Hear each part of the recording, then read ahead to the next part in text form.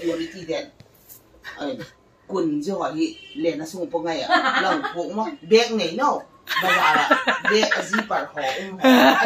ho he lo he ngai di ko tang hi bazara hi mo bag lo pi chu ji ka bag ala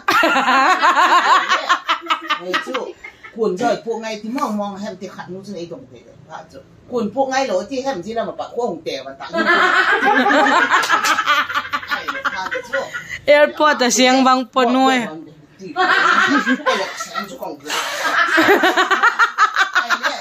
lệ nó sung cái đông đảo, lệ nó cũng xuống này lệ, có đi kiếm đông đảo số, ai lệ, kiểu như kiểu để học, khơi mà năng bản anh tin chứ, rồi cái việc của nó, dĩ bằng là, xem bằng không, dĩ bằng là, trai bà biết, biết bằng này đâu, tự nhiên này đâu, tribal biết anh nào, cái gì là khai thọ đấy mà anh thấy, cái gì có cột mà. Kamu kung ada sa ko.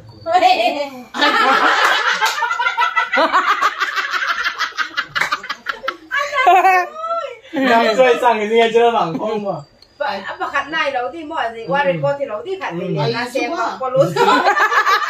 Nó đem vào office cái gì ní mà. Luôn tìm mà là hem khát con mà. Ôi con mà. Hello. Đừng con thằng này phụ luôn na. Ý cái. Tao nói mà. Năng là chính bên này, kể ngồi bên thìว่าเราเราสวยปุ๊บสักไปกันที่เนี่ยไอ้สู้อันนั้นกี่พอรู้เตะหรอนั่งจริงเป็นไหมอ่ะจริงอ่ะไอ้ไม่มาหมออันหลังก็ใส่จีพวกยังไงเนี่ยอ่ะก่อยมั่วพอรู้ปุ่นแต่ดูเสียแต่ไอ้เด็กไม่จนเสียงมันvai làm xiên thì airport à siang bang poma sa pen vai phe nu pi te o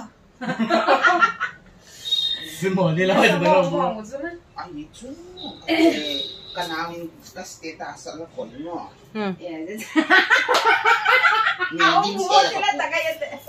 so te